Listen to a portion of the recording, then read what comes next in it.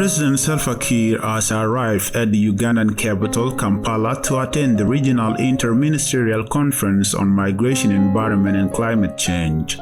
The three-day conference of climate change facilitated by the International Organization for Immigration concludes on Friday. It brings together high-level government representatives to develop an integrated approach to climate change-induced region migration across the East and Horn of Africa.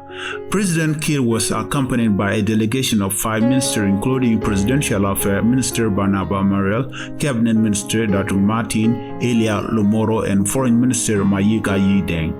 Others are the Minister of Interior, Mahmoud Solomon Agok, and the Minister of Environment and Forestry, Honorable Josephine Napuan.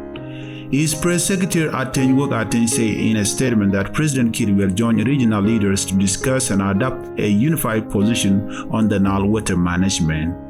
Regional leaders will also discuss and adopt one stand on Nile River dredging, which will be presented at the 27th UN Climate Change Conference that will be held in Sharm el-Sheikh, Egypt from 6 to 18 November 2022, say Ateng.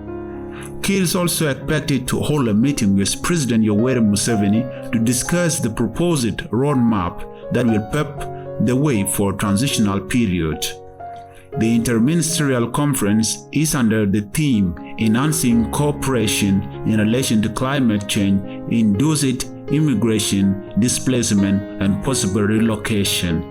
Conference participants will explore key areas of cooperation in mitigating the adverse effects and taking advantage of the opportunities of climate change-related mobility. The conference, attended by 14 countries from across the Horn of Africa, will conclude with a joint declaration by state on enhancing regional cooperation in relation to climate change-induced human migration.